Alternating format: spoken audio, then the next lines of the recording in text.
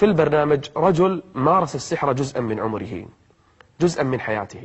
qophii keenya har'aa keessatti keessummaa tokko harkaa qabna. Keessummaan keenyarraa amma dura nama sihirii dalagaa ture.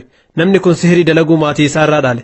Kana jechuun inni abbaa isaa irraa, abbaan isaa ammoo akaakayyuu isaa irraa barate. Hawaasni inni keessa jiraataa ture sihirii dalaguu kan hin balaaleffanne yoo ta'u, sihiriin aafiyaa yookaan karaamaadha jedhanii amanu. Falfala dalaguun dandeettii rabbi saalihootaaf kennu jedhanii amanu. Kanaafuu saahiroonnii fi falfaltoonni hawaasa san keessatti saalihoota jechuudha. Eenyummaa saahirticha kanaa, haala jireenya isaa, haala warraaf ijoollee isaa waliin akkamitti jiraataa akka ture, hojii sihirii dalaguu akkamitti maatii isaa irraa dhaale, akkamitti akka barate, haala inni sihirii itti dalagaa turee fi jalqaba gara sihirii haala kamiin akka seene, dalagaa sihirii kana keessaa akkamitti akka ba'ee fi eega toobateen booda jireenya gammachuu keessa jiru kana akkamitti akka gonfate waliin haasofna. Sheek Daawud bin Muhammad Farhaan as stuudiyoo keessatti na waliin argama. Lammummaan isaa Yamaniidha. شيخ داود بقنا جاهنا قرا استوديو كينيات دفت. بسم الله بقنا جاهنا يقدر. طبعا شيخنا الحلقة قصيرة جدا. ساعتين كوبي كينيا هيدو قباب دوتاتوس يروك أبنو كيست وانت نوفهمو فيت هند دبتشون دنديس وانت كان دبتين سنجن تقول لينجر كان عفو جلك أبا ميجا في تكسي عقافد سهري أكمل تجل كبدي إيه ست تجل كبدي. الحمد لله رب العالمين.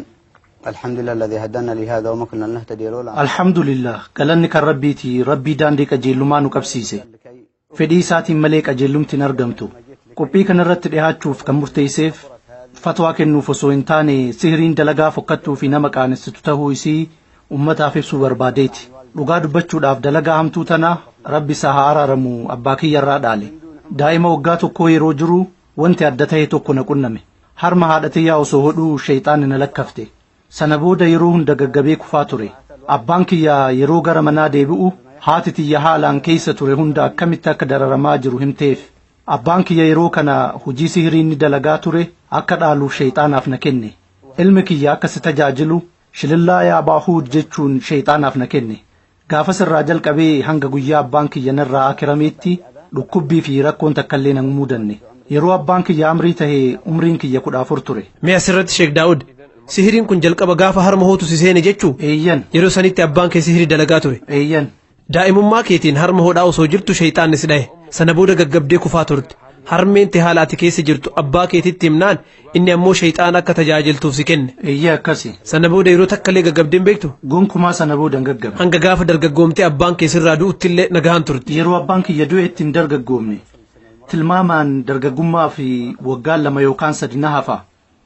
Eega abbaan kiyya du'een booda yeroo waggaa 2 hanga 3 san keessatti wantoonni haarayaa fi adda tahan jiruu kiyya keessatti mul'achuu jalqaban. Keessumattuu umriin kiyya 14 eega dabreen booda haalli an keessa dabree baay'ee ulfaataa ture. Jalqaba irratti wantoonni akka malee nama rifachiisan tasa na mudatuu turan. Zaata namaa uffatanii keessumaahuu shamarran babbareeda fakkaachuun sheeyxaanonni na ziyaaraa turan.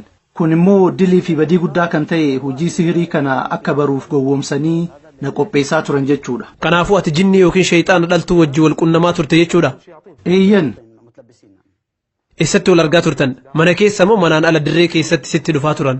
Naannoo jireenya irraa bakka fagoo ta'etti wal argaa turre bosona keessatti. Yaman keessa naannoo bosonni guddaa ta'etti argamutu jira. Suutuma suutaa iddoo sanitti akkasumas iddoowwan udumee ta'an kanneen birootti deddeebi'uu baay'ise. Kophaa kiyya gara bosona kanaa deemuun haalaan na gammachiisaa dhufe. Haala kana keessa osoo jiruu booda irratti mudannoon haala jireenya uumaa keessaa na baase tokko na qunname. Gaaf tokko akkuma barametti iddoo fagoo irraa gara gandaatti halkaniin deebi'aa osoo jiru harree takka tan mukatti hidhamte arge. Naannawa san manni jireenyaa tokkollee hin turre. Yeroo kana namni harree tanaasitti hidhe badii dalaguudhaaf nama dhukataa jiru ta'uu qaba jechuun shakke. Haaluma kanaan harree san hidhaa irraa hiikee yaabbadhee gara gandaatti qajeele. Akkuma siin jedhe ganda irraa baay'ee fagaadhee ture. Harree tana yaabbadhee karaa xiqqoo akkuma deemeen iddoo boolla yookaan boyii xiqqishuu qabdu yommuu gahu harreen tun cehuu diddee dhaabbatte. Boolli sun waan guddaa ta'eetii miti. Wanti murteessaan tokko bakkasitti uumamuun dirqama waan tureef harreen tun rinciccee cehuu didde. Ulee harkaa qabuun yeroo 2 qolomata isii irra rukute. Yeroo sadaffaa dhahuuf yoo ani jedhu fuulaan natti as garagaltee sagalee dubartiitiin harree sitti fakkaadhee akkanatti na rukuttaa naan jette. Ni dubbatte? Eeyyee nu dubbatte. Harree sitti fakkaadhee akkanatti na rukuttaa naan jette. Yeroo kanatti umriin kee meeqa ture? Haqiiqaa yeroo sanitti umriin kiyya 15 ni ta'a. Eeyyan 15 ture. baay'ee muddame akka malee sodaadhe sodaadhaan hullataa ammas deebisee uleedhaan rukutuuf yoo jedhu achi buutee isii dhabe yeroo kanaanis bakkuma sanitti kufee gaggabe. Of wallaalte jechuudha. Eeyyan sana booda waggaa 3 guutuu osoo of hin beekin ture. Haa ta'u malee dabree haala san keessaa yeroo dammaqu harkaaf miilli kiyya cancala sibiilaatiin hidhamee kutaa xiqqoo takka keessatti of argaa ture. Eenyutu akkasitti si hidhee si eegaa ture? Haati tiyya balaa na mudate san eega dhageetteen booda firaa fi ollaa waliin ta'uun gara manaatti na geessan. Sana booda manaa bahee akka hin badnee fi akkasitti na hidhan. Iddoo wanti kun itti mudate kanaan dura chaanaaliin Majdi jedhamu viidiyoo waraabuun daawwattootaaf mul'isee ture. Egaa haala kanaan yeroo turetti haati tiyya yeroo takka hidhaa narraa hiikuun qilleensa akka fudhadhuu fi gara alaatti na baasaa turte. Yeroo tokko jalaa badaa ture. Keessumaayyuu halkan gaafa isin gadi na lakkifte ni deebi'a jechuun wanta haadha tiyyaa waadaa galuuf achumaan hin hafu numa deebi'a. Kana kan godhuu fi yeroo biraatis na amantee hidhaa irraa kana hiiktuufi. Sheek Hamii amma waggoota 3 mana keessatti hidhamtee turte kanumaan bira haa dabri nuti sana booda maaltu si qunname? As biratti osoo bira hin dabriniin dura waggoota 3 mana keessatti hidhamee ture kana halkan yeroo manaa bahu balfa adda addaa fi reeffa bineensota du'anii nyaataa ture. Balfaa fi raqa bineensota akka nyaattu waan si ajaju yookiin ammoo si dirqisiisutu ture moo akkami? Ajaja jechuun hin danda'u. Garuu fedhii keessa kiyya irraa maddaa turetu akka ani balfaa fi raqa nyaadhuuf na kakaasaa ture. Waan kanneen yeroo hin argatin haala namoomaa irraa bahuun amalli kiyya hundi ni jijjiirama. Saree fi waraabessa waliin raqa irratti wal lolaa ture. Isaan irraa ari'ee yoo nyaadhu gammachuu guddaa argachaa ture. Ni furuma. Sana booda gara mana harmee tiyyaa deebi'a.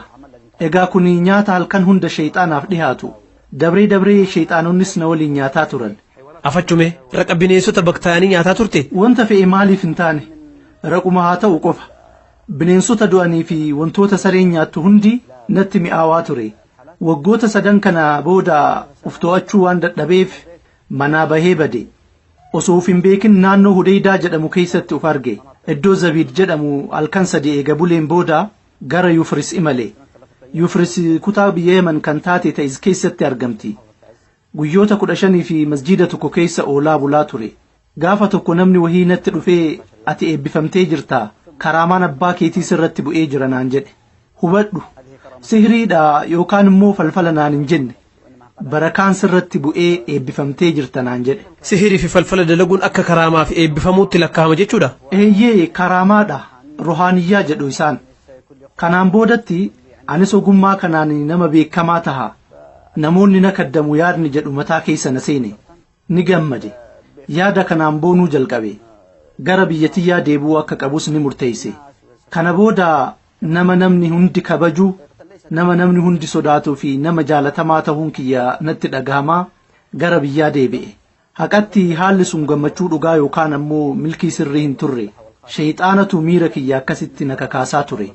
Gara biyyaatti yemmuu deebi'u sheexaanonni misbahaa qubee fi kitaaba eessaa akka argadhu naaf himan. Kitaabni kamaaliiti? Kitaabul Mandal Shamsal Maarif Jaafar. Kitaabonni kunniin akkaataa sihiriin itti dalagamu kan irraa baratani? Eeyyin kitaabonni kunniin kitaabota sihirii dalaguu irraa baratan keessaa beekamoodha. Kitaabonni kunniin kan eenyuti? Kan abbaa kiyyaa turan. Abbaan kee hoo eenyurraa argate? Abbaan kiyya namoota biroo irraa argate. Hayyee kitaabota sihiriiti jechuu? Eeyyee waa'ee sihirii qofa. Alhamdulillah. Yufris irraa gara biyyaa eega deebinee booda ammas jinnoonni kitaabonni kunniin bakka jiru natti himan. Harmeen tiyya garuu abbaan kee osoo hin du'iniin dura kitaabonni hundinuu jalaa bade naan jette. Ani garuu isii amanuu dide. Haadha tiyya na jalaa dhoksuuf hin yaalin. Kitaabonni iddoo akkanaa jiru jechuun himeef. Bakka kitaabonni jiran itti himte? Harmeen tiyya yeroo kana akka ani haraama keessa seene galeef. Isiin jalqabuma irraayyuu dilii hamtuu tana keessa akka ani seenu hin feetu. Durumaayyuu abbaa kiyyaanuu mormaa turte. Ani ilmi isii akka dalagaa hamtuu tana keessa kufu gonkumaa hin barbaaddu. Waan hundaafuu alhamdulillah. Hayyee sana booda kitaabota argattee? Eeyyee kitaabota fudhe. Mee asirratti dhiifama. Kitaabota waliin maaltu jira naan jette? Qubee fi musbahaa. Kitaabota waliin qubee fi musbahaan kan barbaachiseef nama saaliha nama rabbii of fakkeessuun uummata gowwomsuuf jechuu. Akkam seetaa qaruuraa yookaan bilqaaxii yeroo hunda narraa adda hin baanetu jira. Qubeen tuni shittoo, ixaanaa fi wantoota haalaan urgaayaniin cuuphamtee achi keessa kaayamti. Musbahaas achi keessatti urgeessuun qabadha. namni na bira dhufu kan na ziyaaru hundi urgaa fi ulfina yookaan tibba kiyya akka hubatu godhutu narraa barbaachisa. Hayyee kitaabota abbaan kee itti fayyadamaa ture kan harmeen teessi jalaa dhoksite amma harkaan gahattee jirti. Eeyyee.